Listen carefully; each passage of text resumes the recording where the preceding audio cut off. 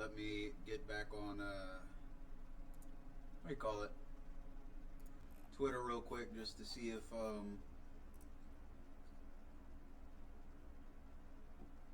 not Twitter, Twitch. My child. Because this man is on paper like a caricature already. This man is fucking built double-wide. He's cake.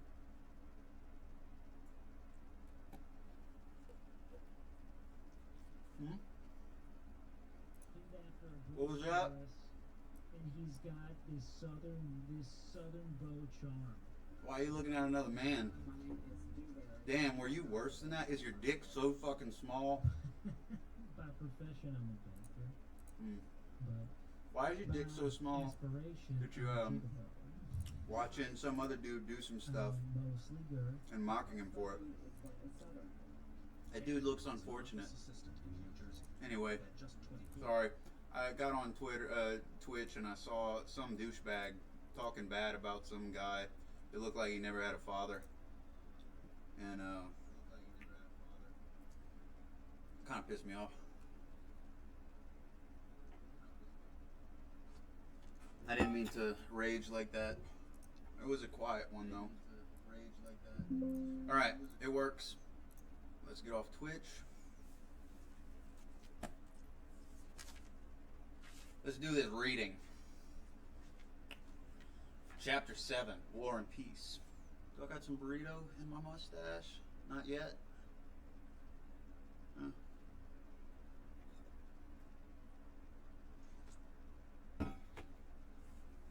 Chapter 7. The rustle of a woman's dress was heard in the next room. Prince Andrew shook himself as if waking up, and his face assumed the look it had in Anna Pavlovna's drawing room. I think that's probably a little too intense of a reading style for this book. That's more of a thriller reading style. Pierre removed his feet from the sofa. The princess came in.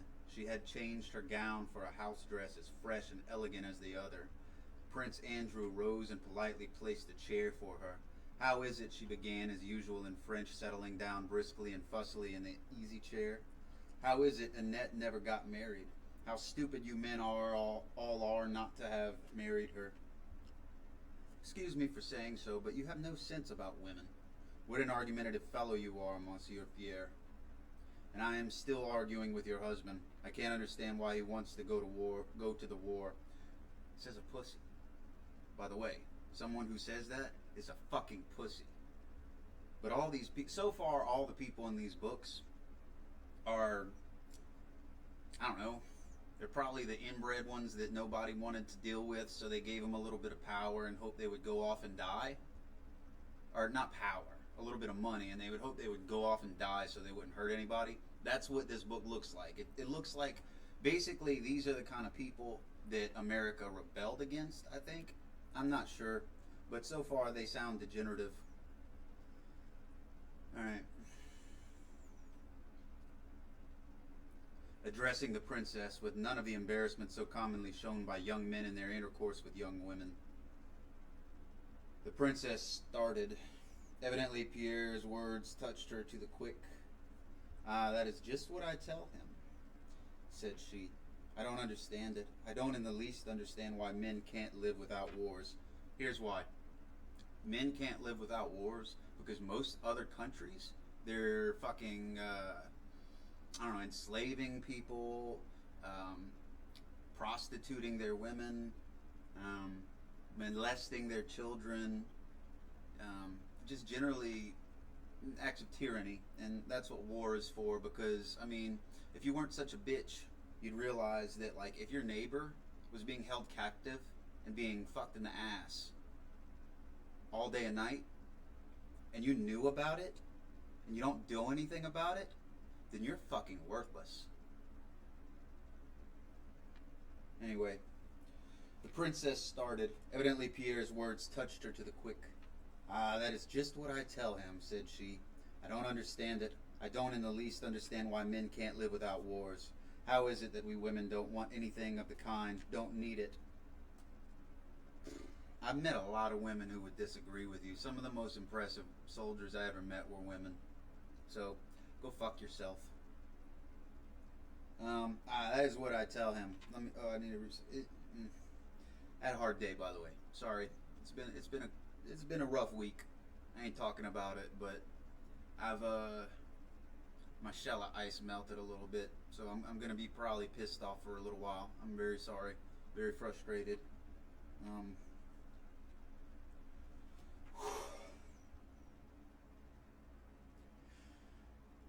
that is just what I tell him, said she. I don't understand it. I don't in the least understand why men can't live without wars. How is it that we women don't want anything of the kind, don't need it? Now you shall judge between us. I always tell him, here he is an uncle's aide de camp, a most brilliant position. He is so well known, so much appreciated by everyone. The other day at the Apraxins, I heard a lady asking, is that the famous Prince Andrew? I did indeed, she laughed. He is so well received everywhere. He might easily become aide de camp to the emperor. You know the emperor spoke to him most graciously. Annette and I were speaking of how to arrange it. What do you think? Pierre looked at his friend and noticed that he did not like the conversation. And noticing that he did not like the conversation, gave no reply. When are you starting? He asked. Oh, don't speak of his going. Don't. I won't hear it spoken of, said the princess in the same petulantly playful tone in which she had spoken to Hippolyta in the drawing room, and which was so plainly ill-suited to the family circle of which Pierre was almost a member. Almost a member. Today, when I remembered that all these delightful associations must be broken off, and then, Andre, she looked significantly at her husband. I'm afraid, she whispered, and a shudder ran down her back. Wait, which one is that?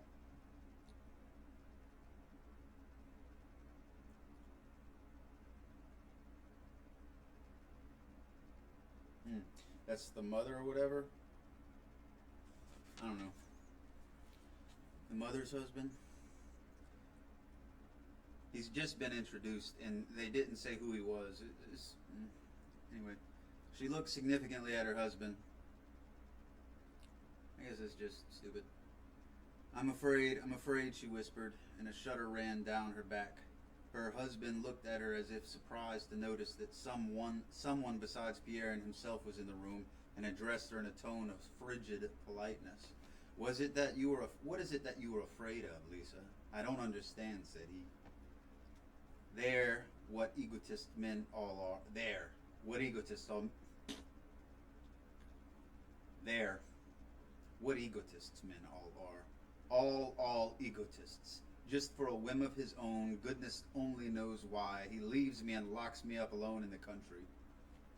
With my father and sister, remember, said Prince Andrew gently. Alone all the same, without my friends, and he expects me not to be afraid.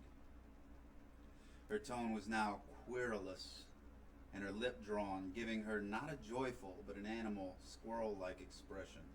She paused as if she felt it indecorous to speak of her pregnancy before Pierre, though the gist of the matter lay in that. Yeah, a lot of people don't know that you need to just leave young women alone. Don't fuck with them.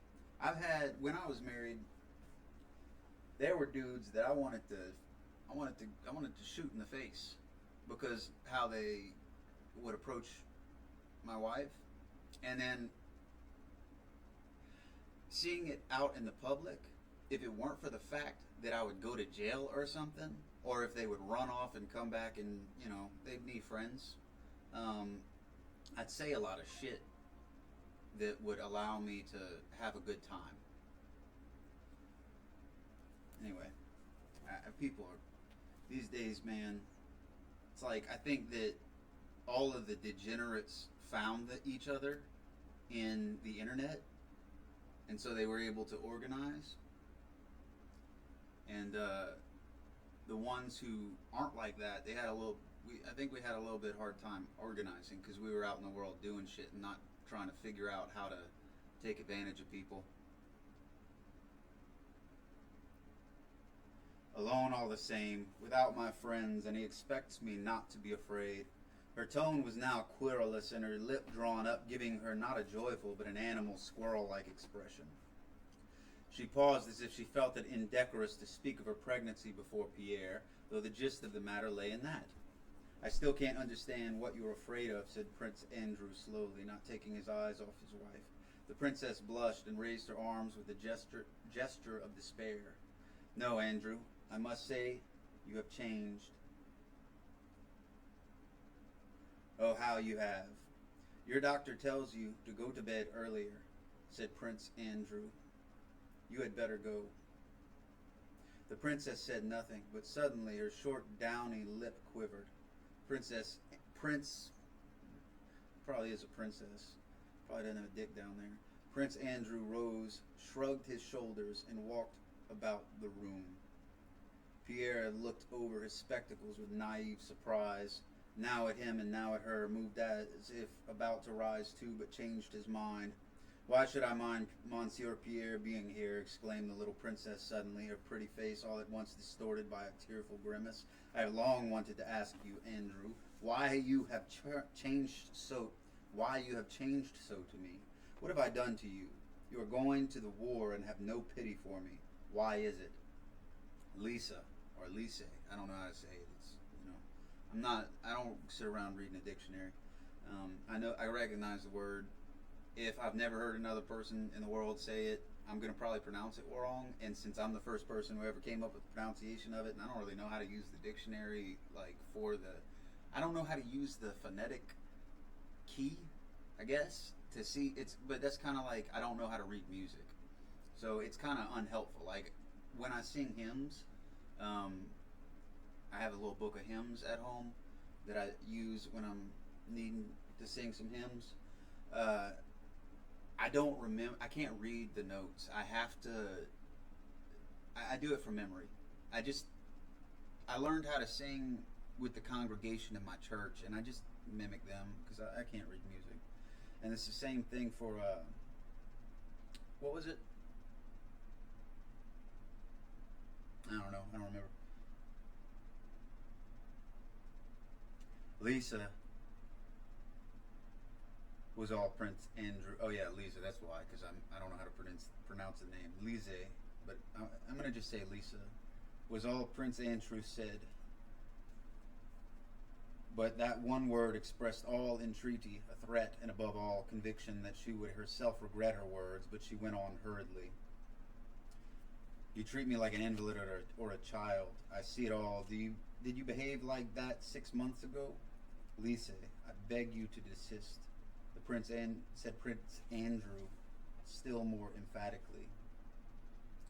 Pierre, who had been growing more and more agitated as he listened to all this, rose and approached the princess. He seemed unable to bear the sight of tears and was ready to cry himself. Calm yourself, princess. It seems so to you because I assure you I myself have experienced, and so because, no, excuse me, an outsider is out of place here. No, don't distress yourself. Goodbye. Prince Andrew caught him by the hand. That was kind of a weird sentence. Didn't really make sense. No, wait, Pierre. The princess is too kind to wish to deprive me of the pleasure of spending the evening with you. No, he thinks only of himself, muttered the princess without restraining her angry tears. Lise, said Prince Andrew dryly, raising his voice to the pitch which indicates that patience is exhausted.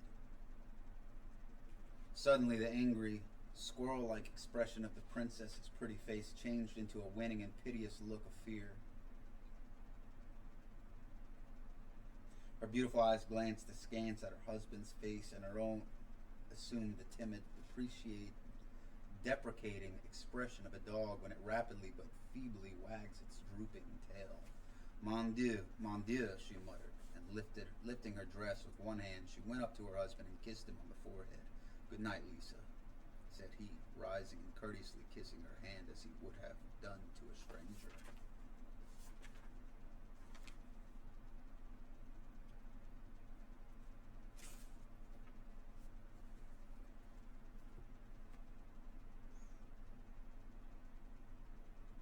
The friends were silent. Neither cared to begin talking. Pierre continually glanced at Prince Andrew. Prince Andrew rubbed his... Chapter 8. The friends were silent. Neither cared to begin talking. Pierre continually glanced at Prince Andrew. Prince Andrew rubbed his forehead with his small hand. "Let us go and have supper," he said with a sigh, going to the door. They entered the elegant, newly decorated, and luxurious dining room. Everything from the table napkins to the silver, china, and glass bore that imprint of newness found in the households of the newly married. Halfway through supper, Prince Andrew leant his elbow on the table, and with a look of nervous agitation such as Pierre had never before seen on his face, began to talk, as one who has long had something on his mind and suddenly determines to speak out. "Never, never marry, my dear fellow. That's my advice. Never marry till you can say to yourself that you have done all you are capable of, and until you have ceased to love the woman of your choice and have seen her plainly as she is, or else you will make a cruel and irrevocable mistake." Again, these aristocrats are some of the worst people to take advice from. Degenerates. But that's why they were removed from America. And that's why they were removed from France and removed from Spain. Of course, they've got the aristocrats back now. Oh, and they were removed from Russia. Yeah, they were removed from basically everywhere. Aristocrats have universally been removed across the world because of their behavior and the way they treat people. And I'm not talking about, oh, they talked hard to me, like all of you post-millennial pansies get upset about.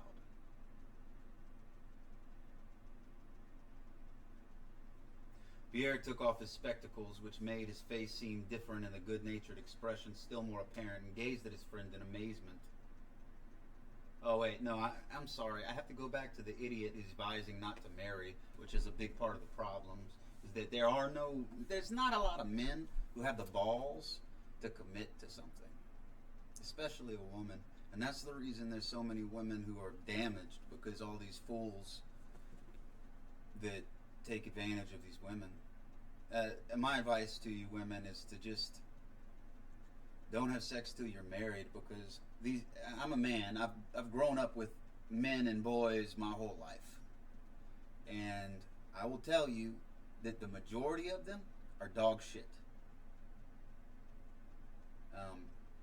Their fathers weren't very good, and many of them never even knew their father, so they didn't have anyone to teach them what was right and wrong. Most of them don't care.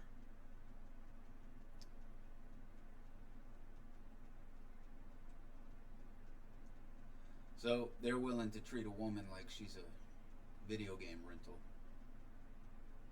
thus ruining that woman and bolstering the fullness, FOOLNESS, of the male, because I can't necessarily call them a man, because a man is a mature male, and this behavior is fuckboy behavior. It is not man behavior, it's fuckboy behavior. Pussy. Never, never marry, my dear fellow. That's my advice. Never marry till you can say to yourself that you have done all you are capable of, and until you have ceased to love the woman of your choice and have seen her plainly as she is, or else you will make a cruel and irrevocable mistake.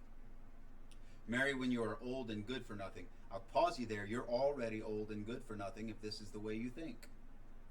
Or all that is good and noble in you will be lost. If you think this way, there is nothing good and noble in you. It will all be wasted on trifles, like you. Yes, yes, yes, don't look at me with such surprise. If you marry expecting anything from yourself in the future, you will feel at every step that for you all is ended, all is closed, except the drawing room where you will be ranged side to side with a court lackey and an idiot. But what's the good? And he waved his arm. So let me refute this, because this is upsetting me.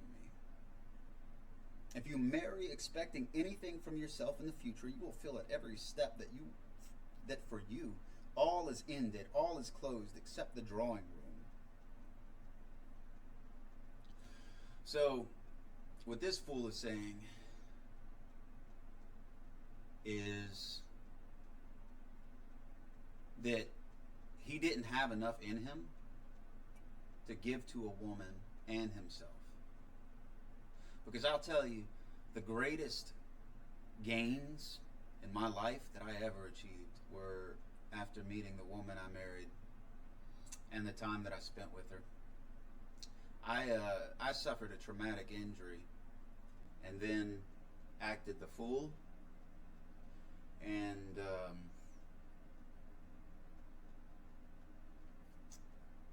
then I trusted some people I shouldn't have. So when she went to her parents, I didn't have the courage to call her home, and I didn't know how. And I'm a fool for this. I've accepted today that I'm a coward in matters of the heart.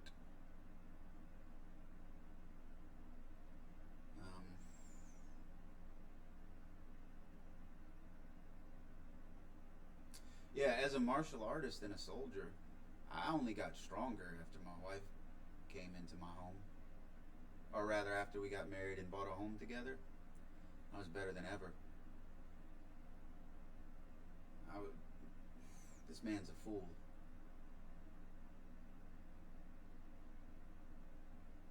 And he guides other men to foolish behavior. And he ruins good men. And those like this man ruins good men.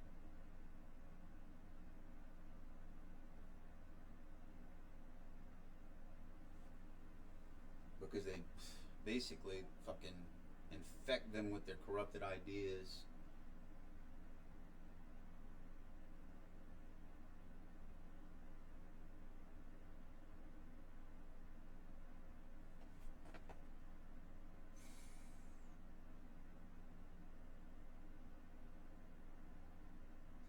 I hate seeing women who've been damaged by degenerates. And I hate seeing little boys who were never fathered.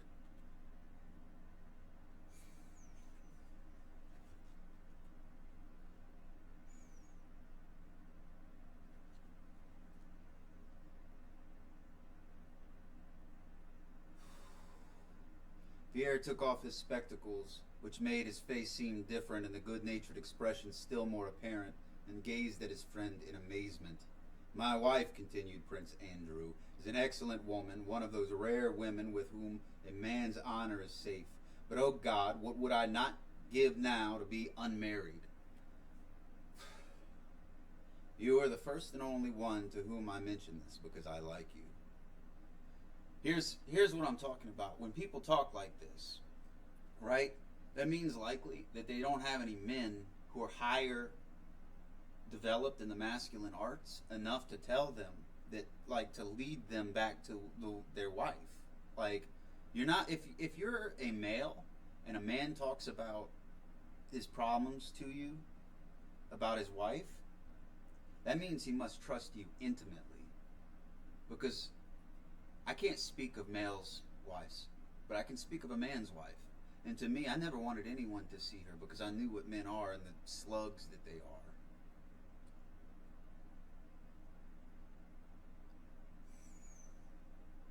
And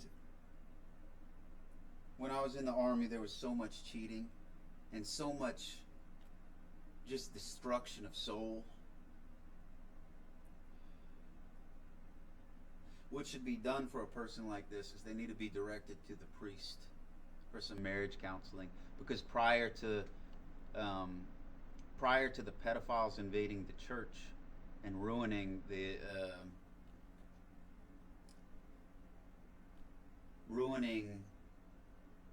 basically everything, because they went to the church first. The pedophiles invaded the Catholic Church, and then of course they're in the government now. They're in Hollywood.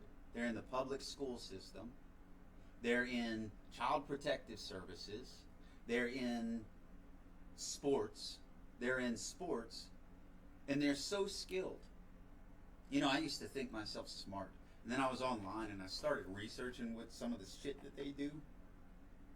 Like, I never in my life knew that there were people who wanted to do evil. I didn't know that it was real. I thought that it was just like, I don't know, I never imagined that there were people in the world who wanted to do evil. But that's, once once I got on the internet and I started to see videos of the things that people were willing to do, it was enough to push me to join the military because I wanted to kill them. I still want to kill them. I'm not a murderer, but I do want to kill all these pedophiles. I want to kill all these human traffickers. These people capturing these women and turning them into prostitutes. There's just a lot of shit. There's a lot of shit, man.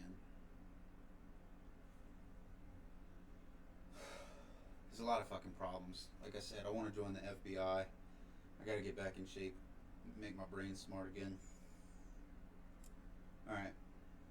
Pierre took off his spectacles, which made his face seem different and the good-natured expression still more apparent, and gazed at his friend in amazement. My wife, continued Prince Andrew, is an excellent woman, one of those rare women with whom a man's honor is safe. But oh God, what would I not give now to be unmarried?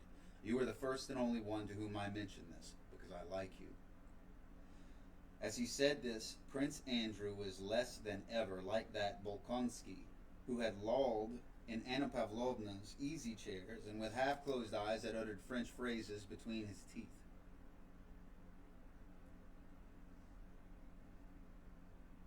Every muscle of his thin face was now quivering with nervous excitement. His eyes, in which the fire of life had seemed extinguished, now flamed with brilliant light. It was evident that the more lifeless he seemed at ordinary times, the more impassioned he became in these moments of almost morbid irritation. No, if a person comes to you and they have life in their eyes, and then the light goes out of their eyes, if they're a strong person, that means that you're no longer in their circle of trust. And why would they want to fuck with you at all? So, I mean, you don't understand why I say this, he continued, but it is the whole story of life. You talk of Bonaparte and his career, said he, though Pierre had not mentioned Bonaparte. But Bonaparte, when he worked, went step by step towards his goal. He was free, he had nothing but an aim to consider, and he reached it. No, he didn't. His fucking empire crumbled. Probably because he didn't know how to treat his wife. And I tell you that from experience. I was a fool.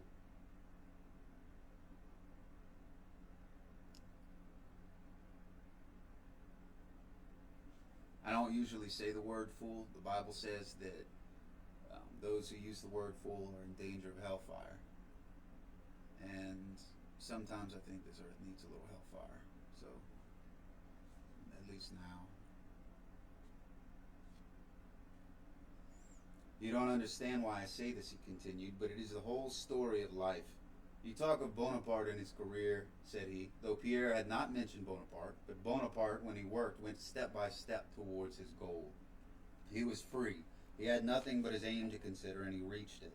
But tie yourself up with a woman, and like a chained convict, you lose all freedom.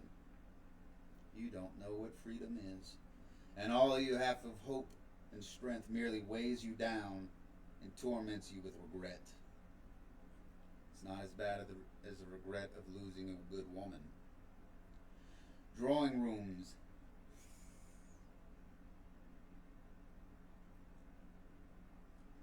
Drawing rooms, gossip, balls, vanity, and triviality. These are the enchanted circle I cannot escape from. I am now going to the war, the greatest war there ever was, yet, and I know nothing, and am fit for nothing. I am very amiable, and have a caustic wit, continued Prince Andrew, and at Anna Pavlovna's they listened to me. And that stupid set without whom my wife cannot exist. And those women, if you only knew what those society women are, and women in general. My father is right. Selfish, vain, stupid, trivial, and everything. That's what women are when you see them in their true colors. It's not a woman. That's a little girl who grew up. Just like there's the old boys club, where it's a bunch of childish ass men who never fucking became men because they call it's an old boys club. Same thing. There's an old girls club. You probably just never noticed it because they never became women.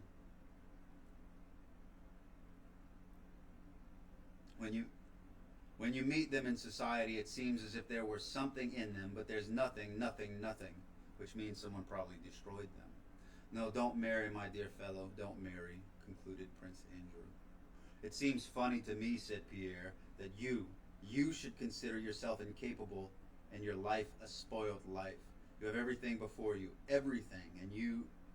He did not finish his sentence, but his tone showed how highly he thought of his friend and how much he expected of him in the future.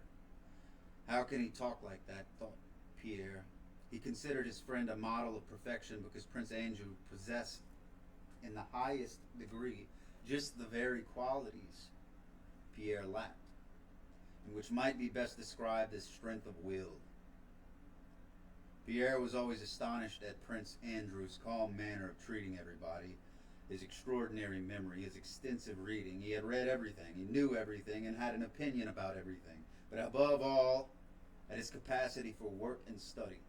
And that Pierre was often struck by Andrew's lack of capacity for philosophical meditation, to which he himself was particularly addicted. He regarded even this not as a defect, but as a sign of strength. Even in the best, most friendly, and simplest relations of life, praise and commendation are essential, just as grease is necessary to wheels that they may run smoothly. My part is played out, said Prince Andrew. What's the use of talking about me? Let us talk about you, he added after a silence, smiling at his reassuring thoughts. The smile was immediately reflected on Pierre's face. But what is there to say about me? Said Pierre, his face relaxing into a careless, merry smile. What am I? An illegitimate son. He suddenly blushed crimson, as it was plain that he made a great effort to say this, without a name and without means, but he did not say what it really was. For the present, I am free and am all right. Only I haven't the least idea of what I am to do. I want to consult you seriously. Prince Andrew looked kindly at him, yet his glance, friendly and affectionate as it was, expressed a sense of his own superiority. I am fond of you, especially as you are the one live man among our whole set. Yes, you're all right. Choose what you will, it's all the same. You'll be all right somewhere. But look here, give up visiting these Kuragans and leading that sort of life. It suits you so badly, all this debauchery, dissipation, and the rest of it. What would you have me, well, I need to look up what that word is before I move on, because I've never heard it before. Let's see what language it is.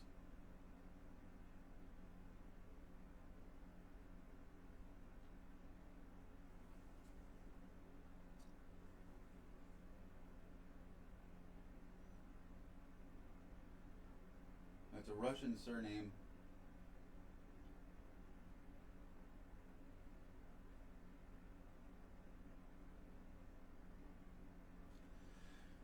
All right, that's fine. I thought it was a place, but it's a name. And leading that sort of life, it suits you so badly, all this debauchery, dissipation, and the rest of it. What would you have, my dear fellow? Answered Pierre, struggling his shoulders. Women, my dear fellow, women. I don't understand it, replied Prince Andrew. Women who are comme il faut, that's a different matter. But a Kurgan's set of women in wine, I don't understand. I don't know why people want more than one woman. If you stay with one woman, it just gets better. And if you're worried about the sex, if you're not an idiot and you care about the woman you're with, the more you have sex, the better you will get. So all you need is your wife. And if you treat her right, it gets better then too. So treat your woman right. You'll be happy. Or you'll be alone, forced to study Kung Fu. Though, I mean, I was doing that anyway, but, like, it's all I have now.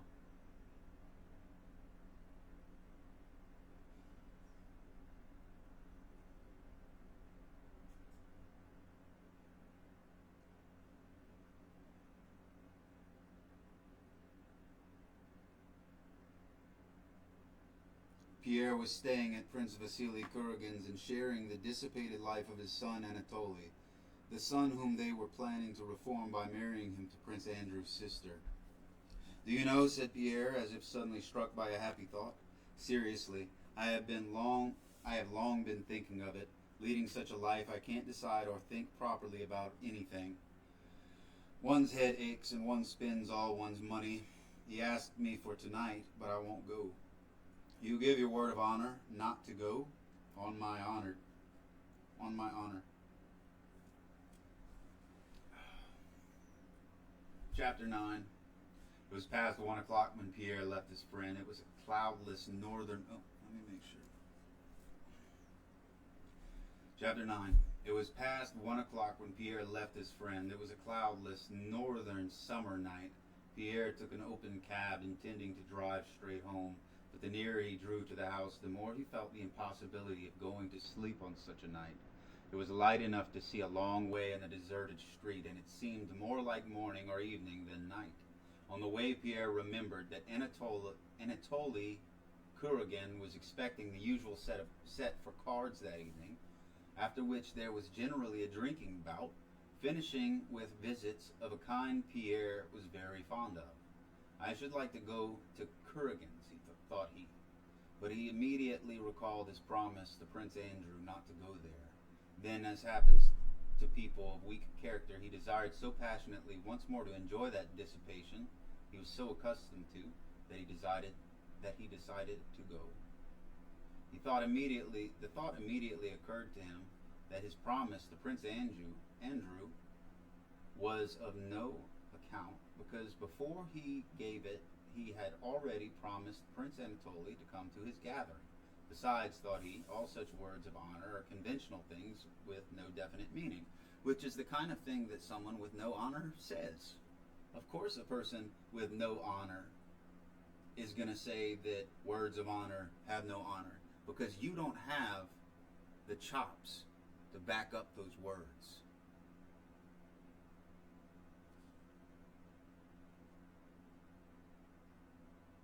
Especially if one considers that by tomorrow one may be dead, or something so extraordinary may happen to one that honor and dishonor will be all the same. Pierre often indulged in reflections of this sort, nullifying all his decisions and intentions. He went to Kuragin's. Reaching the large house near the horse guards' barracks, in which an Anatoly lived, Pierre entered the lighted porch, ascended the stairs, and went in at the open door. There was no one in the anteroom. Empty bottles, cloaks, and overshoes were lying about. There was a smell of alcohol and sounds of voices and shouting in the distance. Cards and supper were over, but the visitors had not yet dispersed. Pierre threw off his cloak and entered the first room, in which were the remains of supper. A footman, thinking no one saw him, was drinking on the sly what was left in the glasses. From the third room came sounds of laughter, the shouts of familiar voices, the growling of a bear in general commotion. Some 8 or 9 young men were crowding anxiously round an open window. 3 others were romping with a young bear, one pulling him by the chain and trying to set him at the others.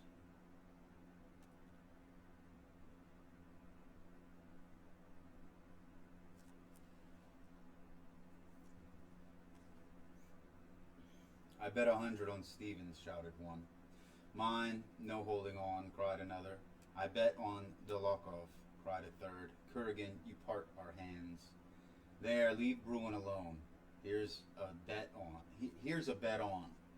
At one drought, or he loses, shouted a fourth. Jacob, bring a bottle, shouted the host, a tall, handsome fellow who stood in the midst of the group. Jacob means usurper, by the way. Without a coat and with his fine linen shirt unfastened in front. Wait a bit, you fellows, here's a Petya. Good man, cried he, addressing Pierre. Another voice from a man of medium height with clear blue eyes, particularly striking among all those drunken voices by its sober ring, cried from the window, Come here, part the bets. This was Dolokhov, an officer of the Simonov regiment. A notorious gambler and duelist who was living with Anatoly. Pierre smiled, looking about him merrily. The Russian custom was to shake hands on a bet, and for some third person acting as a witness to separate the hands. Weird. I'm probably not going to keep reading this. I don't really like to read stories about retards and fools. And I'm sorry. I know that retards is. I'm trying to quit. I just don't have better words to insult them. You know, I'm sorry. I don't mean to insult people who are actually mentally handicapped, but the content so far is so outrageous that I'm trying to pull out all my best insults without going too far. I'll replace that one. I don't understand. What's it all about? Wait a bit, he is not drunk yet. A bottle here, said Anatoly, and taking a glass from the table, he went up to Pierre. First of all, you must drink. Pierre drank one glass after another, looking from under his brows at the tipsy guests who were again crowding round the window and listening to their chatter. Anatoly kept on refilling Pierre's glass while explaining that Dolokhov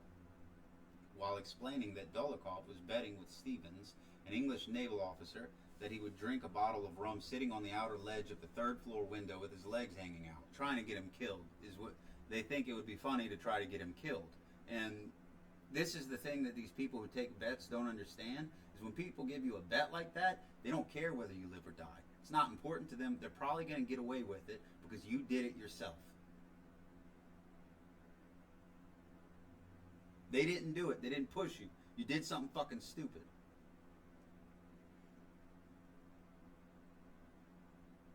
So if anyone is hey, I bet you to do this, you need to find different friends. Go on, you must drink it all, said Anatoly, giving Pierre the last glass, or I won't let you go. No, I won't, said Pierre, pushing Anatoly aside, and he went up to the window. Dolokhov was holding the Englishman's hands and clearly and distinctly repeating the terms of the bet, addressing himself particularly to Anatoly and Pierre. Dolokhov was of medium height, with curly hair and light blue eyes. He was about 5 and 20. Like all infantry officers, he wore no mustache, so that his mouth, the most striking feature of his face, was clearly seen. The lines of that mouth were remarkably finely curved. The middle of the upper lip formed a sharp wedge enclosed firmly on the firm lower one. So Leo Tolstoy is probably a homosexual because, I mean, that's a lot of, like, he's really, really into this dude. The middle of the upper lip formed a sharp wedge enclosed firmly on the firm lower one. And something like two distinct smiles played continually around the two corners of the mouth. This, together with the resolute, insolent intelligence of his eyes. Insolence is something that idiots say.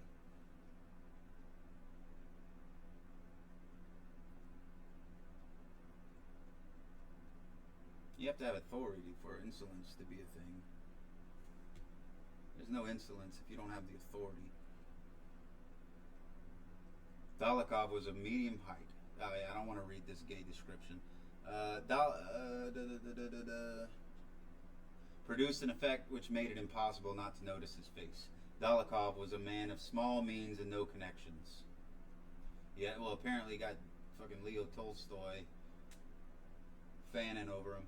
Yet that Anatoly spent tens of thousands of rubles. Dolokhov lived with him and had placed himself on such a footing that all who knew him, including Anatoly himself, respected him more than they did Anatoly. Dolokhov could play all games and nearly always won. However much he drank, he never lost his clear-headedness. But Kuragin and Dolokhov were at that time notorious among the rakes and scapegraces of Petersburg. Maybe it's a pen name. Maybe there's no real Leo Tolstoy. There's a lot of women out there who have in the past, when they couldn't get any respect, operated under a man's name. Thankfully, that's over.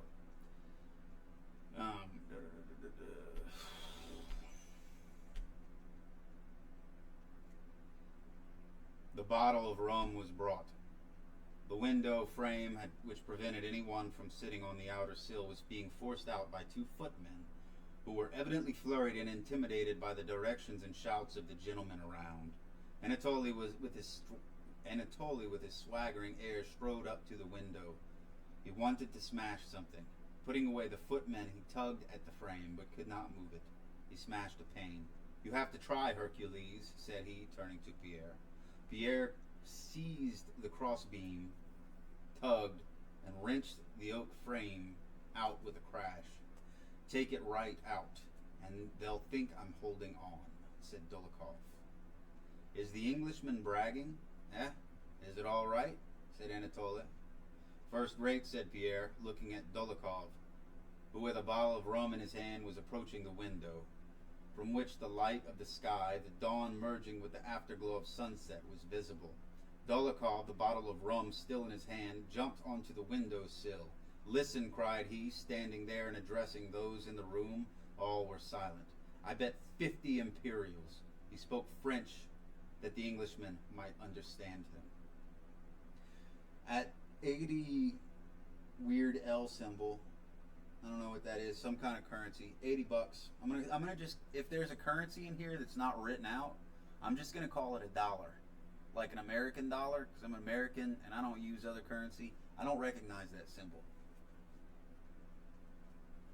It's like an L with a line through it, and I don't really feel like looking it up right now. The about 80 something. The imperial was 10 rubles. The value of the ruble at par was at that time about 38 pence. Don't know what a ruble or a pence is. I know that they're like a form of money, but that don't mean anything to me. The purchasing power of money in Russia was then very much higher than it has been in our generation. Purchasing power basically means, oh look, a picture.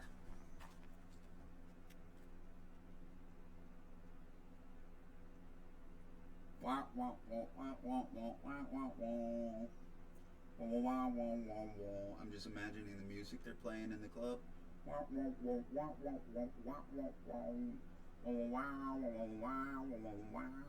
Like some folky stuff in the background.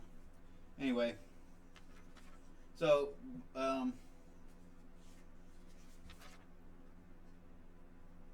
I bet 50 imperials. He spoke. I hate it when I don't do the rest right. I bet 50 imperials. He spoke French that the Englishman might understand him. But he did not speak it very well. I bet 50 imperials, or do you wish to make it 100? Added he, addressing the Englishman. No, 50, replied the latter. All right, 50 imperials, that I will drink a whole bottle of rum without taking it from my mouth, sitting outside the window on this spot.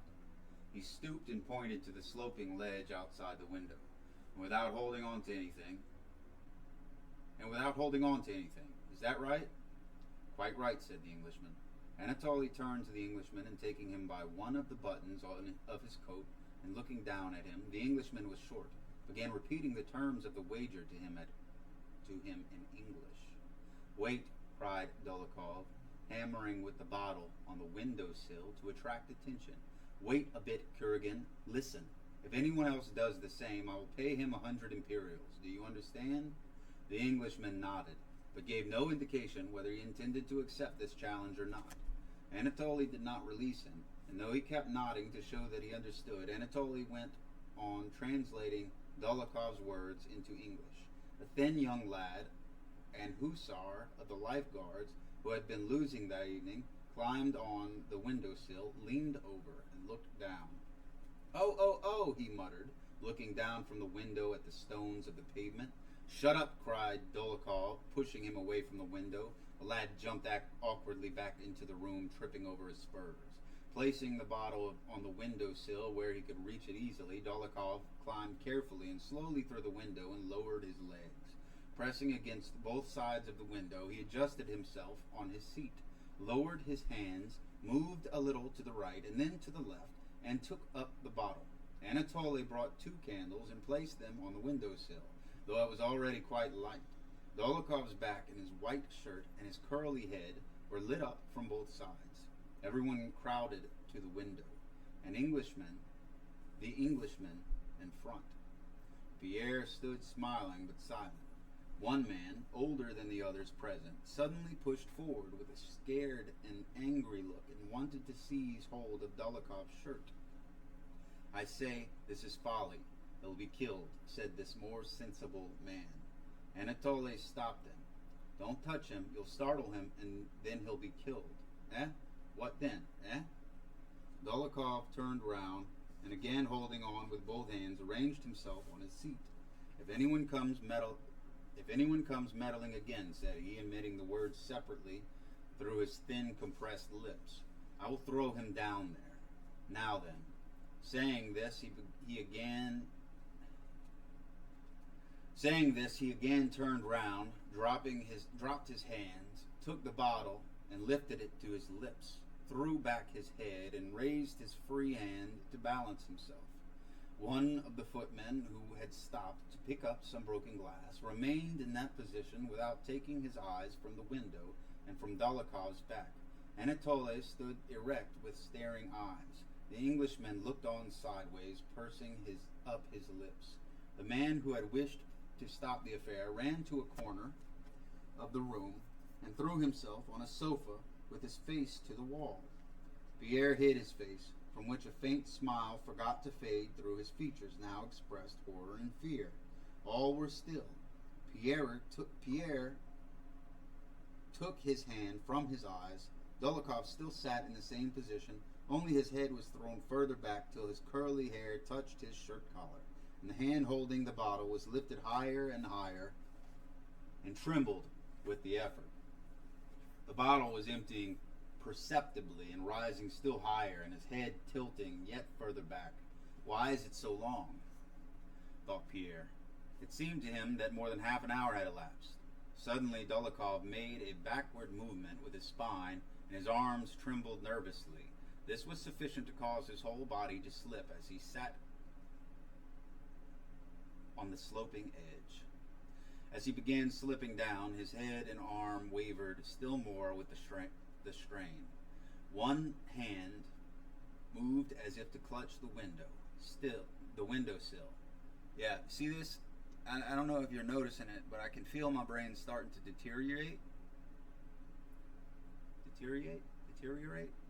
as I'm reading it. And it started a little bit ago, but it's starting to rapidly deteriorate. I'm gonna have to finish it up. I'll probably do this one in chapter 10 just to make it even. And chapter 10 is not very long, but yeah, like if you got any doctors out there that happen to be listening to it, then this is something you should know, because I've been dealing with this brain injury thing since 2015, and I'm way better than I was. Way better.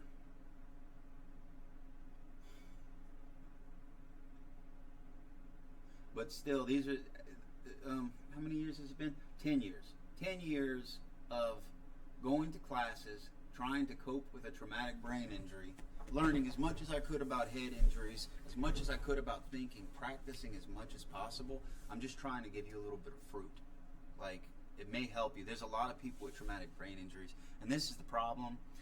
Most people don't know if they have a traumatic brain injury. I was fortunate enough to be surrounded by family when it happened for me, and they brought me to the hospital, and that's the only reason I'm okay right now, I think.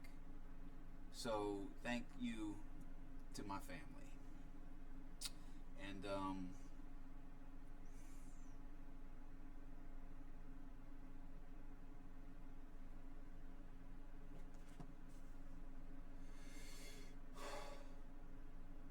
thanks.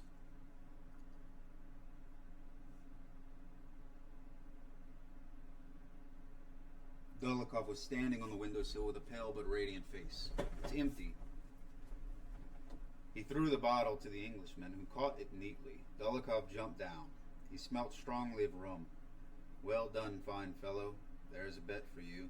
Devil take you came from different sides. Me and my best friend used to drink some rum, man. We used to drink some rum. I don't drink really anymore, though.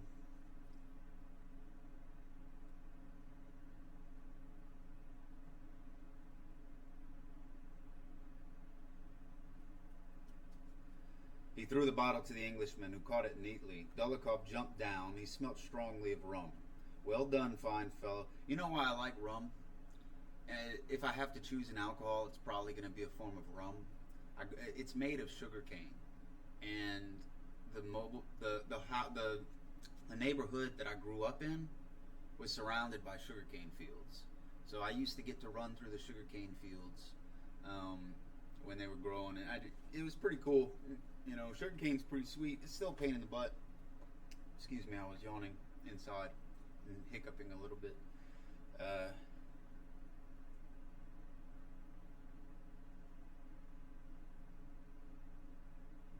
So yeah, it's made of sugarcane. It's pretty good. I don't drink it, but also my middle brother, he also he was the one who drank, and a lot of times that was his drink of choice.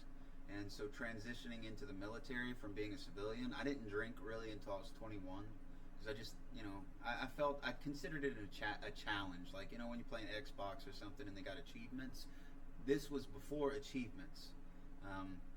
I didn't do, save for like, when I was 18, all right, on New Year's Day, me and my brothers and cousins, it was at their behest. They'd give me a bottle and I'd swig like a shot with them for New Year's. And that was really my best exposure with alcohol until I was about 21. And then when I was 21, I tried drinking for a little bit. My brother drank rum, so I'd drink that with them. And when I joined the Army, when I'd get alcohol, I made a point that I was going to go ahead and buy rum. It's a dumb thing. It really is. It's not an important thing, you know. Like I just figure I'm a sentimental guy. I apologize for my silliness.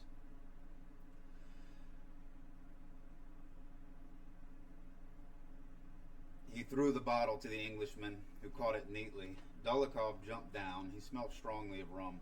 "Well done, fine fellow. That's a bet. There's a bet for you. Devil take you," came from different sides. The Englishman took out his purse and began counting out the money. Dólokhov stood frowning and did not speak. Pierre jumped upon the windowsill. "Gentlemen, who wishes to bet with me? I'll do the same thing," he suddenly cried. "Even without a bet there. Tell them to bring me a bottle. I'll do it. Bring me a bottle." "Let him do it. Let him do it," said Dólokhov, smiling. "What next? Have you gone mad? No one would let you." "Why you go giddy even on a staircase?" exclaimed several voices.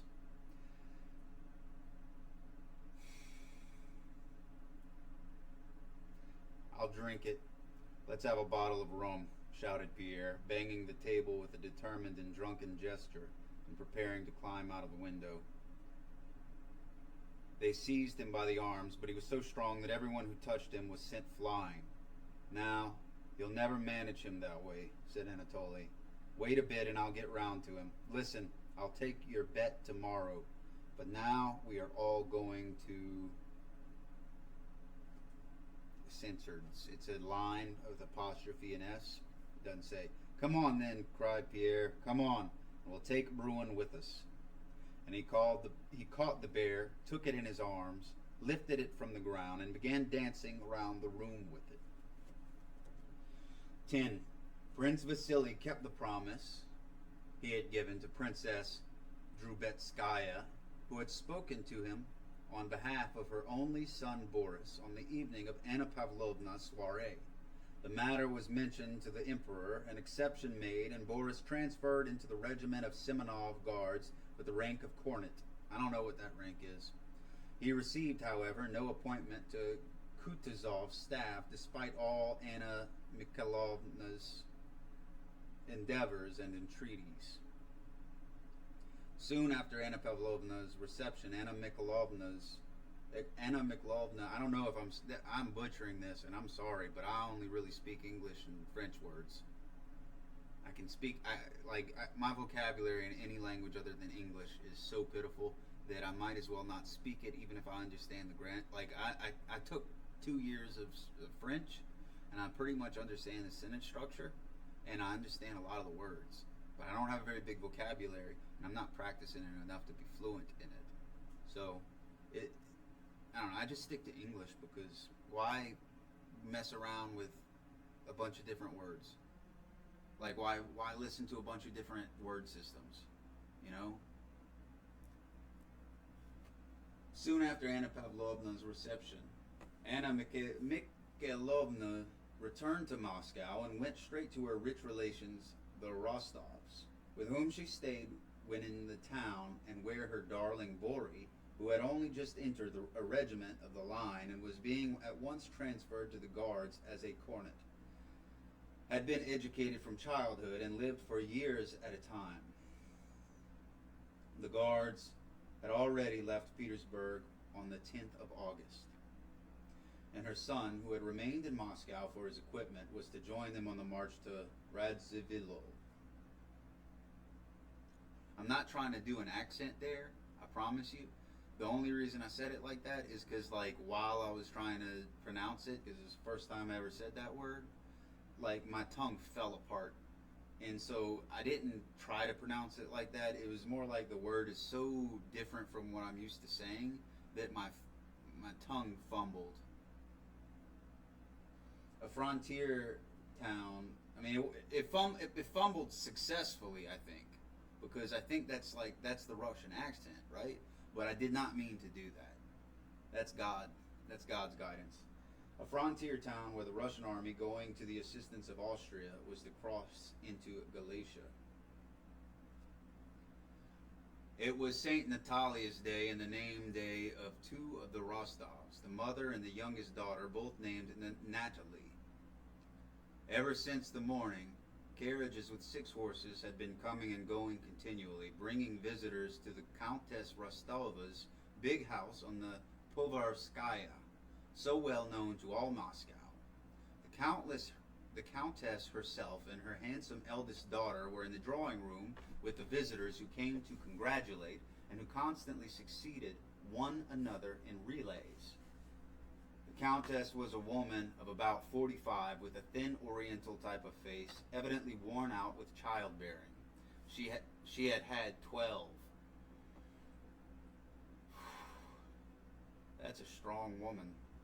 A languor of motion and speech resulting from weakness gave her a distinguished air which inspired respect. Princess Anna Mikhailovna Drubetskaya, who as a member of the household was also seated in the drawing room, helped to receive and entertain the visitors.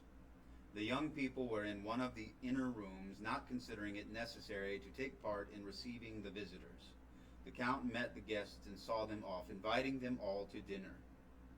I am very, very grateful to you, mon cher, or ma chère. He called everyone without exception and without the slightest variation in his tone, my dear, whether they were above or below him in rank. I thank you for myself and for our 2 dear ones, whose name day we are keeping. But mind you come to dinner, or I shall be offended, ma chère. On behalf of the whole family, I beg you to come, mon cher.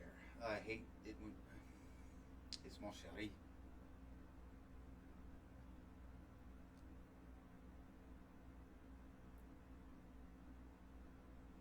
These words he repeated to everyone without exception or variation, with the same expression on his full, cheerful, clean-shaven face, the same firm pressure of the hand, and the same quick, repeated bows, or bows, I don't know. As soon as he had seen a visitor off, he returned to one of those who were still in the drawing room, drew a chair towards him, or her, and jauntily spreading out his legs and putting his hands on his knees with the air of a man who enjoys life and knows how to live, he swayed to and fro with dignity, offering surmises about the weather, or touched on questions of health, sometimes in Russian and sometimes in very bad but self-confident French. Yeah, that depends. Because, so, like, here's something you should know. I mean, you don't have to. But America has one that I know of, French-speaking communities. And when I don't know the right word. It's not necessarily French-speaking. It's French-descended communities. And that's Acadiana. That's where I'm from. And it's archaic French. There was a split whenever all of the immigrants were coming to the United States. There was a group of French immigrants who traveled to, I think it was Nova Scotia, And apparently, according to what I read, they got along well with the people who were there. But then the British um, didn't like it. What I read in the textbook when I was in school, because it was our heritage, so we learned about it, is that the French there were getting along with the native people, and the British didn't like that because they considered it a threat. So they took everybody in that area, whichever one it was. I never really dove deep into it, and they walked them down to Louisiana. And the story I was always told by my community was that we were sent to Louisiana because we were expected to fail and die, but apparently we thrived there. So, yeah, that's why South Louisiana is predominantly French speaking, except that, again, there was the whole thing between the French and the English, all the wars. Of course, we must remember that it is the French who helped us win our independence.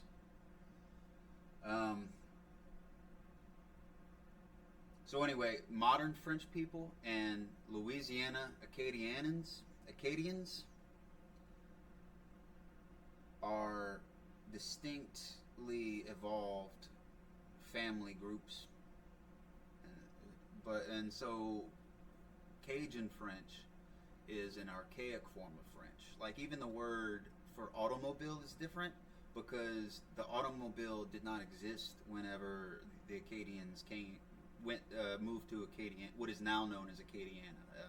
Lafayette, Louisiana, is like considered like the middle-ish kinda, and then it's one of those places where there's like a lot of pride in heritage. So like if you go to one city, but you're from like 3 miles away, they might not call you Cajun enough. Like basically, if you don't go down the bayou and you don't live in a boat and you do bayou stuff, a lot of people don't consider you Cajun. And I'm Cajun and German. Scotch, Irish, English, German, and French. But again, that's another thing, because the Germans that I am from, it was before Germany. It was the Prussian Empire that immigrated to the United States before, I think, either before or after World War One, but before World War Two. Anyway, that's a little bit of, I don't know, is that anthropology? So they might, who knows, man? Someone who's not French complaining about the way a French person speaks French is kind of a dumbass.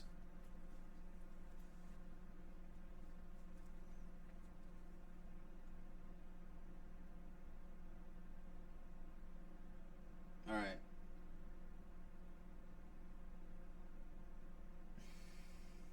All right. I don't want to say my share. That's fucking stupid sound. It's mon chéri. You could say mon cher, but I don't like it. It just doesn't sound right. It sounds half-assed. Mon chéri, mon cher. I don't like that. It's not good. It doesn't sound right. It don't feel right in my mouth. Mon cher. No, it's mon chéri.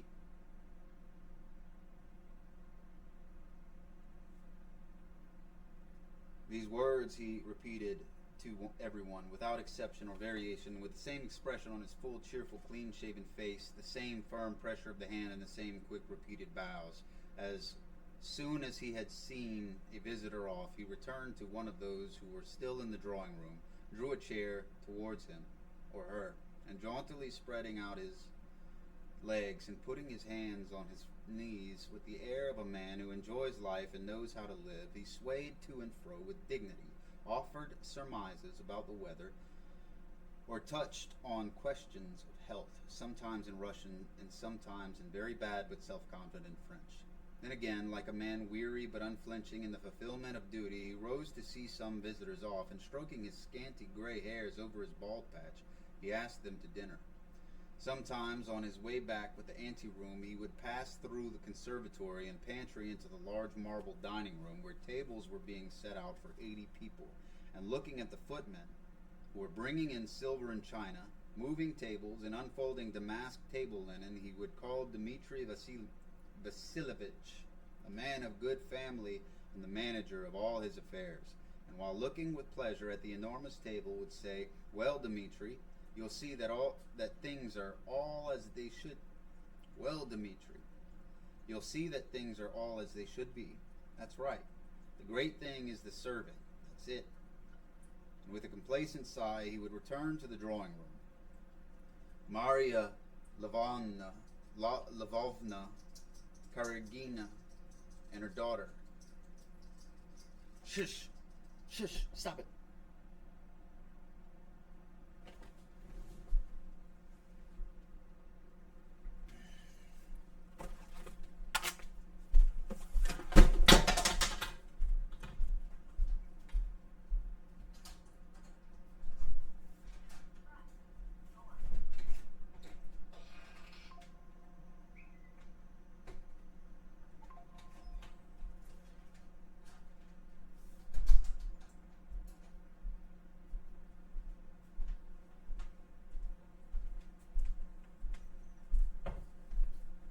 Sorry, I thought I heard something dangerous. There's been a lot of, I was having a stalker. I had to call the cops about a stalker. And,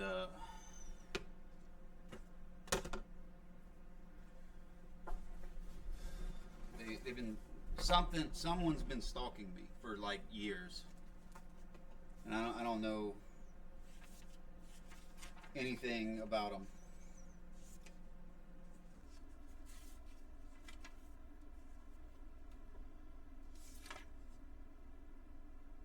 But it's very concerning, like going into some place and then coming back to the car with like a light on or something. Yeah, I had to call the police a bunch. I don't know, just like if anyone out there, I'm just gonna ask you, don't stalk me, man, because I'm gonna shoot you. Okay? I don't really want to fuck with this. Send me a fucking message or something. I don't want to be stalked because I can't really afford to have crazy people around. Don't stalk me. I'm gonna shoot you on accident, and that is well within my right.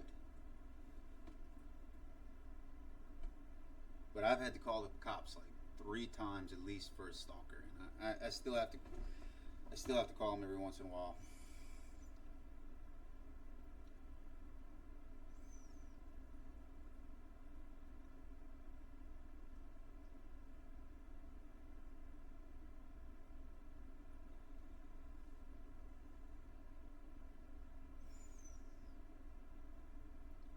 Sometimes on his way back from the anteroom, he would pass through the conservatory.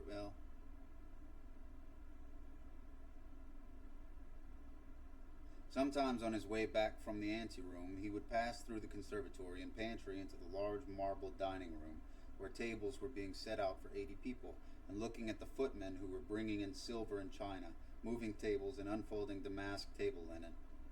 He would call Dmitri Vasilievich, a man of good family and the manager of all his affairs, and while looking with pleasure at the enormous table, would say, "Well, Dmitri, you'll see that things are all as they should be. That's right. The great thing is the serving. That's it. Chamomile and honey. It's very tasty."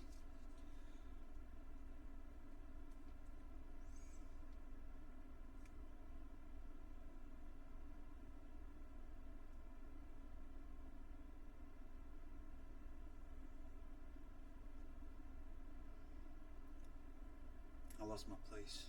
Sometimes on his way back from the anteroom, he would pass through the conservatory and pantry into the large marble dining room where tables were being set out for 80 people. And looking at the footmen who were bringing in silver and china, moving tables and unfolding damask table linen, he would call Dmitri Vasilievich, a man of good family and the manager of all his affairs, and while looking with pleasure at the enormous table would say, "Well, Dmitri, you'll see that things are all as they should be. That's right. The great thing is the serving. That's it." And with a complacent sigh, he would return to the drawing room. Maria Lvovna Karagina and her daughter, announced the Countess's gigantic footman in his bass voice, entering the drawing room. The Countess reflected a moment and took a pinch from a gold snuff box with her husband's portrait on it. I'm quite worn out by all these callers. However,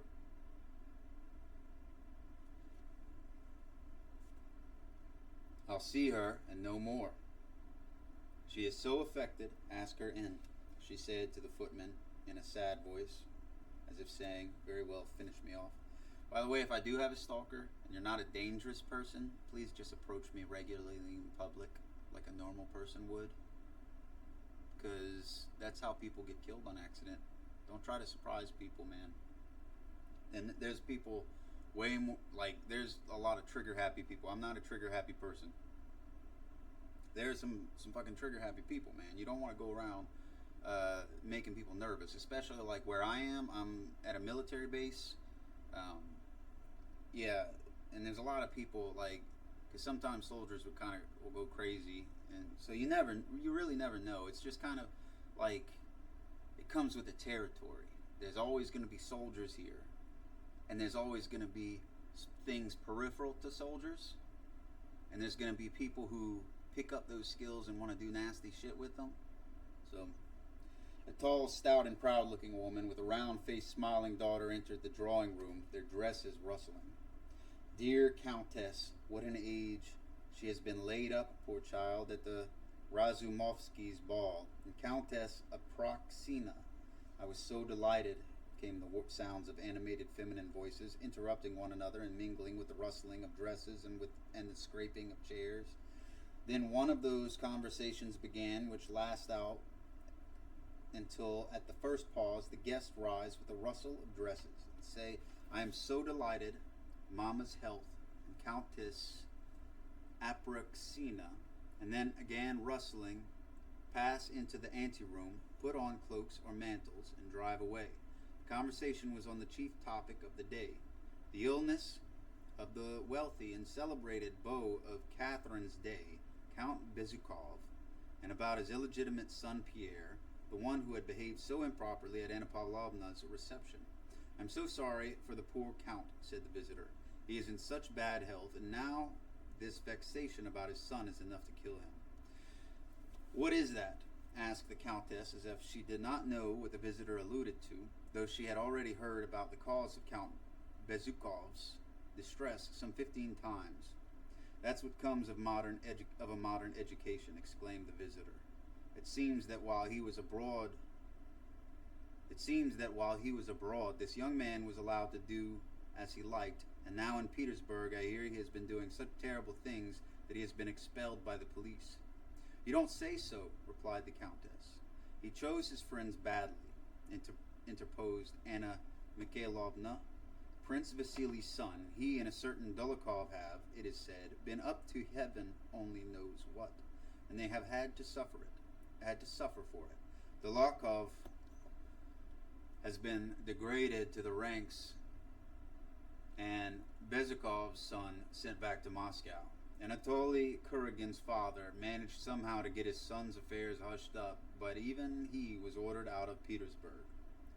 But what have they been up to? Asked the Countess. There are regular brigands, especially Dolokhov, replied the visitor. He is a son of Maria Ivanovna Dolokhova. Such a worthy woman, but they're just fancy. Those three got hold of a bear somewhere, put it in a carriage, and set off with it to visit some actresses. The police tried to interfere, and what did the young men do? They tied a policeman and the bear back to back and put the bear into the Mokya Canal. And there was the bear swimming about with the policeman on his back. What a nice figure the policeman must have cut, my dear, shouted the Count, dying with laughter. Oh, how dreadful. How can you laugh at it, Count? Yet the ladies themselves could not help laughing. It was all they could do to rescue the poor man, continued the visitor. And to think it is Cyril Vladimirovich.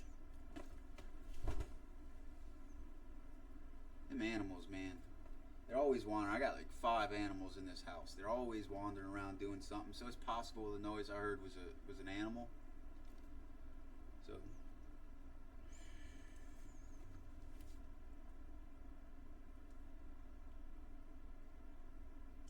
they are regular brigands, especially Dolokhov, replied the visitor. He's a son of Maria Ivanovna Dolokhova.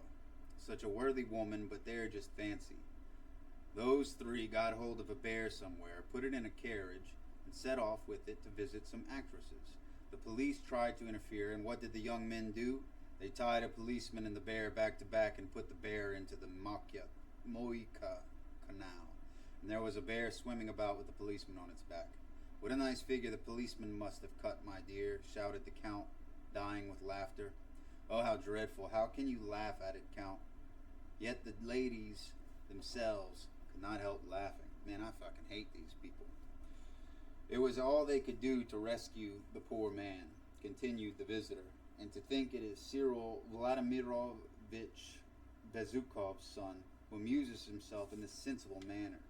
And he was said to be so well educated and clever.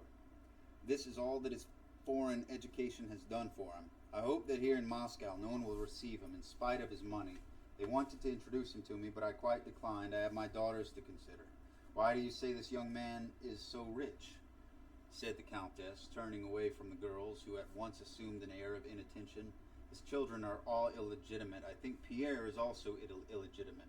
The visitor made a gesture with her hand. I should think he has a score of them. Princess Anna Mikhailovna intervened in the conversation, evidently wishing to show her connections and knowledge of what went on in society. The fact of the matter is, she said she significantly, and also in a half whisper, everyone knows Count Cyril's reputation.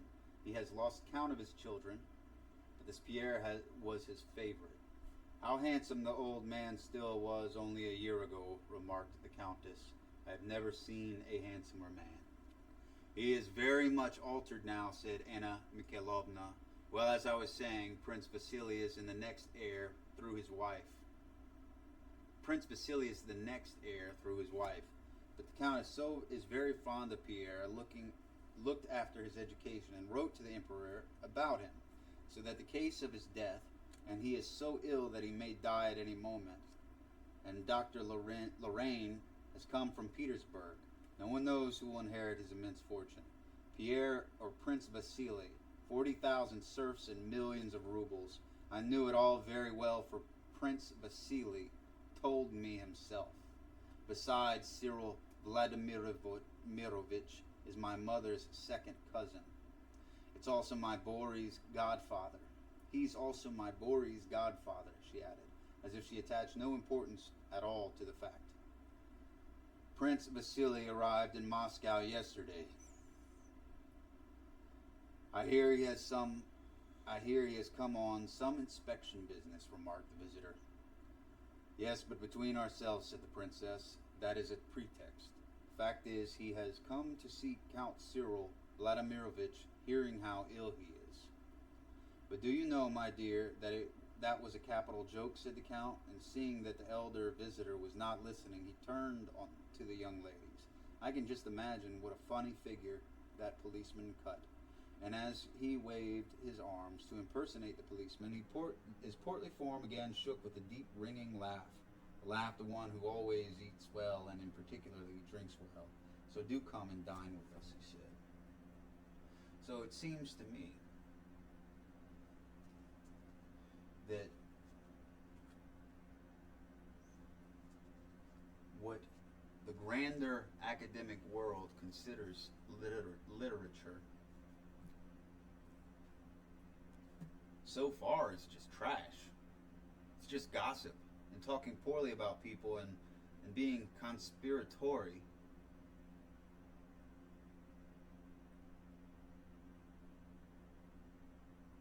It's just shameful. How is this so popular? How is this man so full of drivel that he was able to draw 1,000 pages? And is it going to be 1,000 pages of garbage?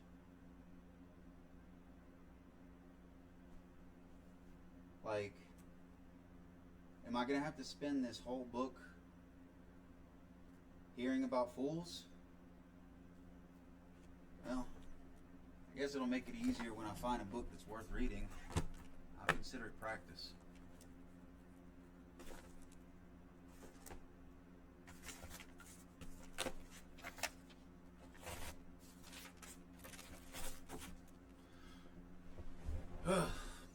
That's gonna be hard to read, man. That's like sitting through a movie that sucks.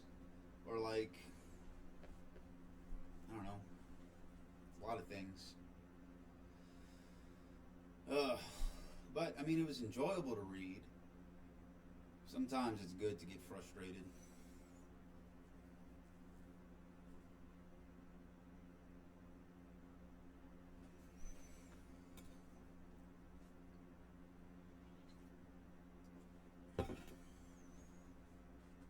Ugh. No wonder academia is full of such... What's a good word to insult a person? I need help, my fellow berserkers. I need help coming up with a word to insult people like this. I think the English have a word. I don't want to say... No, I don't like that word. It doesn't sound like the right word.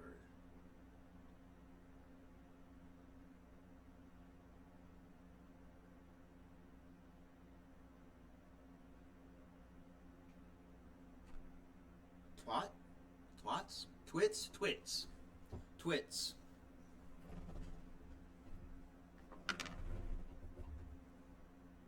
me see if that's right.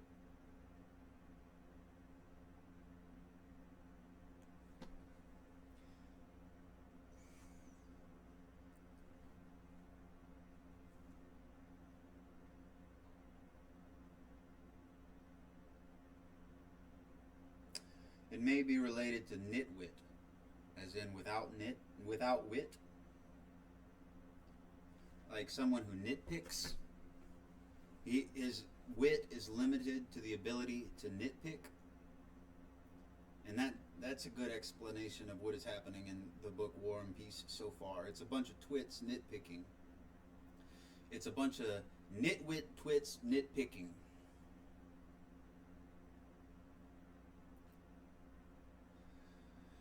Yeah. That's it. I ain't reading anymore. I'm tired of reading that. So that was chapter 10. It was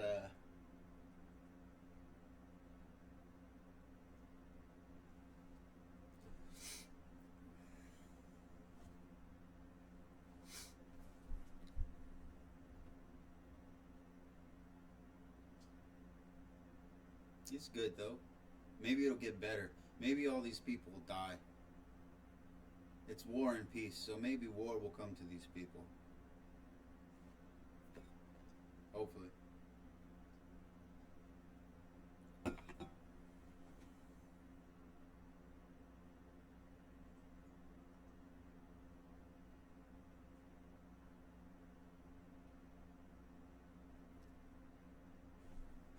Man. Especially the impersonating a police officer bit.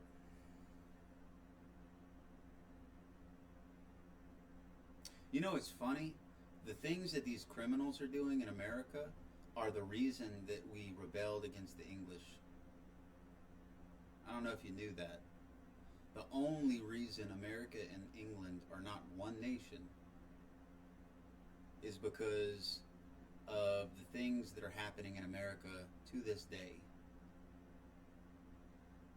There just weren't enough people to be able to do it before. All the racism in America is slave trader rhetoric. Like anything you can imagine that's racist, it's rhetoric from slave traders to dehumanize people so that people think of them as animals and not people. And because it's much easier to buy and sell an animal than a person. I've never bought a person, but I bought animals. And even me, if these animals were capable of existing in society without causing problems, I I would advocate for their freedom. You know, like go around, just do whatever you want. But the problem is these dogs will get in a pack and kill children. So.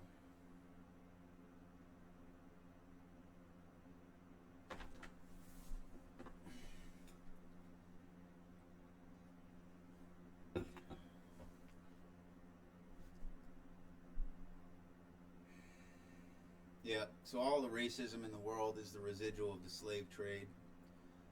And then a lot of the way people treat each other, it's still the residual of the slave trade because essentially, not just America, but pretty much the majority of the world, if they have money, if people have money, they probably profited off of the slave trade in some way. There's been slave trade in every country on this planet for basically the entirety of human history. And here in America, we think we've abolished it, but it's not the case anymore. Now, instead of purchasing laborers, the slave trade is to hire undocumented illegal immigrants so that they can be taken advantage of. Whereas the right way to do it would be to say, hey, you want to come here? Okay, come to this big, cool transition city where like you become an American citizen and then you're not taken advantage of.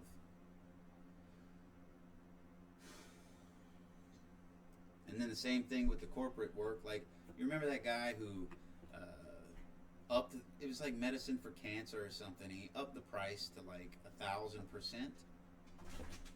And he claimed it was for research, but like, I don't know.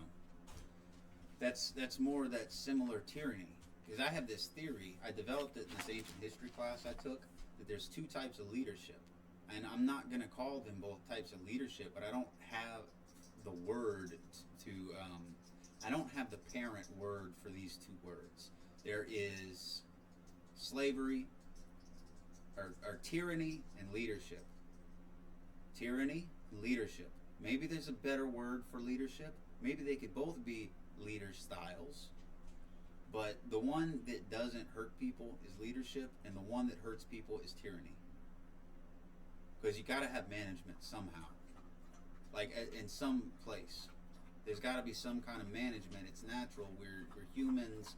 We're pack creatures, or troop creatures, or whatever the word for a group of humans is, and maybe it's just a group.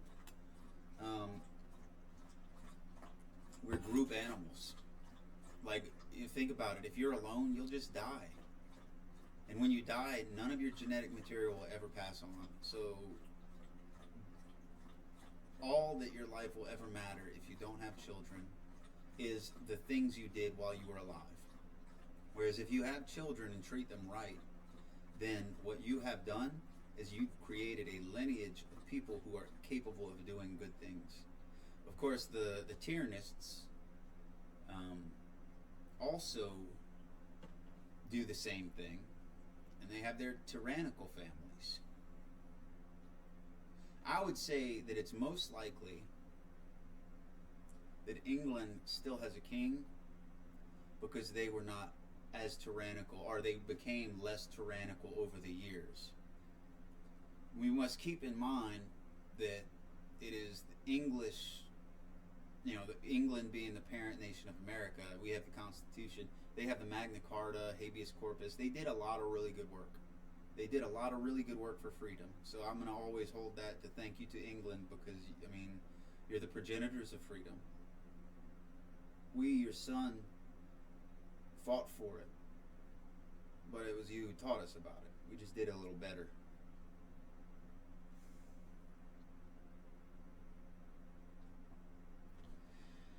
And then everybody else started doing it. I guess the French were too tyrannical. I don't know. Either the people who killed them all were tyrannical, or the French was. Because just because there's an uprising doesn't mean it's a good uprising. Just because the people rise up doesn't mean that it's a good thing. Because if you destroy a status quo that is keeping people in good spirits and health, and replace it with anarchy and might is right type of behavior, then you are way worse of a problem than what the system was. Because people are going to just start dying from sicknesses and stupid shit. Like, if you go kill everybody who's in charge, you killed every fucking lineage that's been, like, the lineages that hold up a country, the pillars that hold up a country. And doesn't matter if you can hold the White House. If you kill all the people who made this country, it's going to fall apart and it's going to become a third world country. And that's the same for every country. Like, France used to be top of science. Top. But then they killed all their scientists. They killed all their aristocrats and all their scientists. And France was set back for centuries because they killed all their scientists and all their leaders. They didn't discriminate between good and bad. They had no discernment. So they lost everything. And have you seen the French lately? What was their opening show? Some weirdo trans guy doing a sex show? Like, dude, you can be whatever you want, but why are you flinging your dick around on TV? You can be whatever you want. No one cares. Especially if you're ugly, no one's going to know whether you're a girl or boy anyway. I can't tell whether most of the people in the world are a girl or boy. I'm not fucking lying.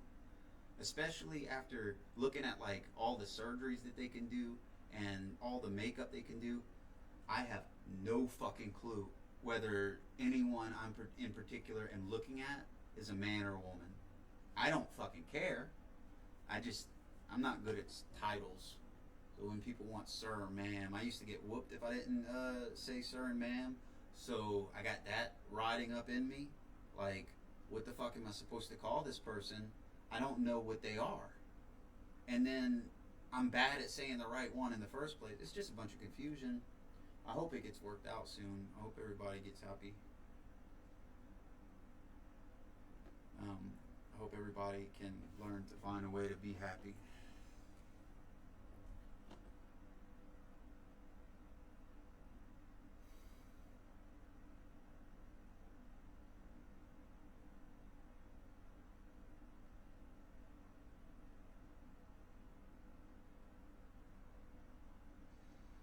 So that's it for my Leo Tolstoy chapter for today. I did, how many?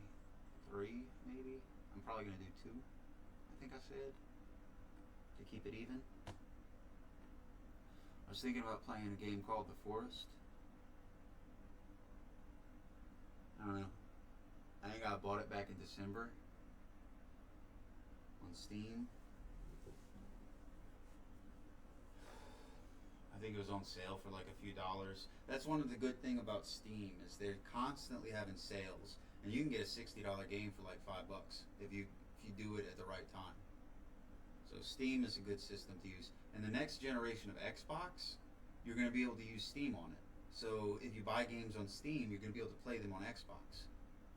And that also means that any of the PlayStation, I watched a video on this earlier. I'm just regurgitating it because I think that it's cool. So I think it deserves to spread the information. Pretty much the next generation of Xbox is going to defeat all exclusive restrictions except Nintendo, because PlayStation puts all of their exclusives on Steam after a while, supposedly. I don't know, I haven't been in the game world for a while. I'm honestly, I'm a nostalgia gamer. I'm not really even a real gamer anymore. I don't really, like, I don't do group challenges and stuff. Like, I don't, like, I'll still challenge myself with a single player game and stuff, but, like, it's not the same. I'm not like I was before. I got more interesting things to do now than be a gamer. It was fun while it lasted, though. It was fun, and it's a good pastime. It's like reading books, man. When were books invented? You know, like, there were some books before the printing press, but there weren't really that many books before the printing press. Not enough for most people to even play them. And it's only been a few centuries that we even had books, like, on the level that we have. They used to all be handwritten. And so common man didn't really have access to these books. That's one of the public domain ones. You can get it at the library. That's where we're at now. And did you know that the Greeks used to discredit books because they felt that being able to write down the information made a person less intelligent because they didn't hold it in their brain. That's what people used to think about books. Now, what do they think about video games? They say the same thing. They say it rots your brain, which is stupid. They're just repeating the old thing. It won't be long before libraries will have video game rental, like checkout, just like public domain books. Like, what do you do with all these games that the development company goes kaput? When a development company goes into the ground, what happens to that game? It can't be supported anymore. There's no way for someone to play it unless they pirate it, which is not fair because you're not offering it anymore. So, I don't know. That's where there's probably going to be a public domain gaming world. I don't know. It'll probably be an internet thing. Looking at PlayStation Network and Xbox Game Pass, they're doing a good job because they kind of got Netflix for video games, and it'll probably go like that. So it's most likely that there will be like a library version of Netflix for video games and television. Because the technology is getting so good that most of these games can be streamed online in a web browser. Like, they're that good that you can just play the game through a web browser, and that's going to be what it's like. The Library of Congress or whatever, the Library of America. Library of America, here. You want to watch a movie, it's public domain. You want to play a game, it's public domain. You want to read a book, it's public domain. Or we bought it. I don't know. What do you librarians think?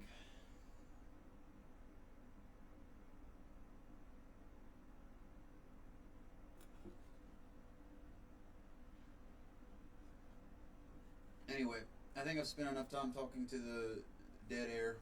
I don't think I have anyone watching.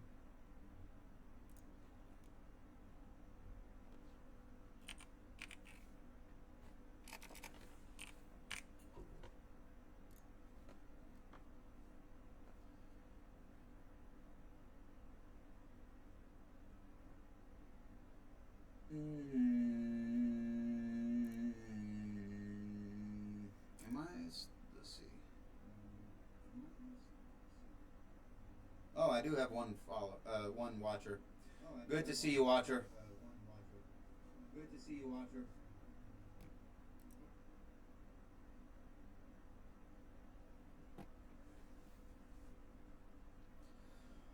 Alright, I'm done. I'm going to take a break. I might come back and play The Forest or something. I'm trying to stream and read every day, but, you know, I got so many things I'm trying to do every day that I just do nothing but fail all day because, like, my New Year's resolution was to fail as much as possible. And among other things, I wanted to fail as much as possible this year. So what I did is I made my daily to-do list so large that it's impossible for me to finish it. But there are so many things to do on it that I can always find some things to do that are like, all right, I can spend 5 minutes doing this. I can spend 5 minutes doing this. I can spend 15 minutes doing this. I can spend a couple hours doing this, you know? And it's like I tick it off. It's like a success. One success, 99 failures today. And then some days I complete all of them. I have like 42 tasks or something like that every day. And I try to tick them off. I have some that are tick off tasks and some that are not tick off tasks. And, you know, the ones that are tick off tasks, I tick off.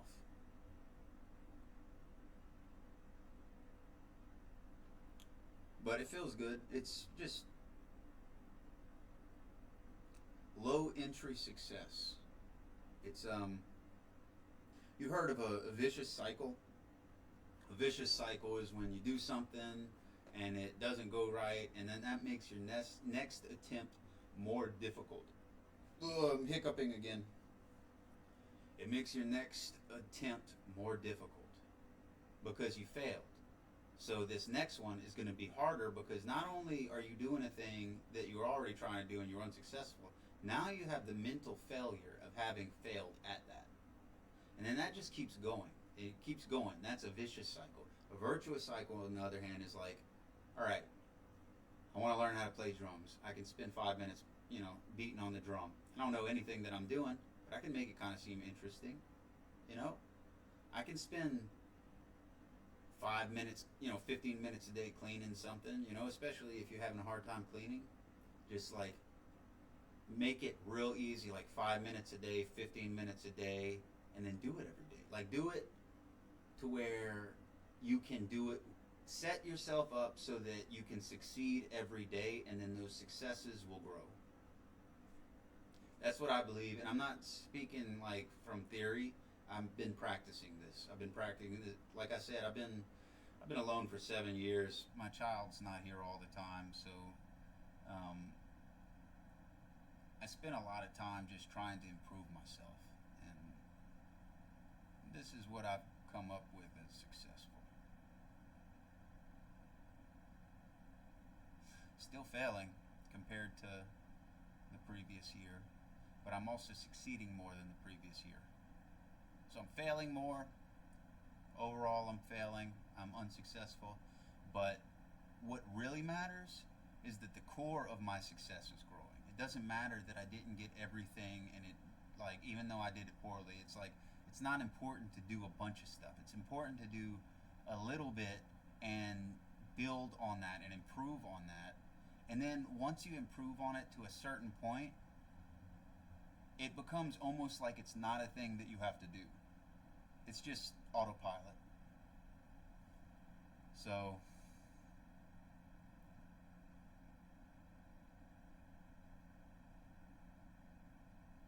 but this is just my experiences. I hope it helps you. Be a man, love your woman. See you next time.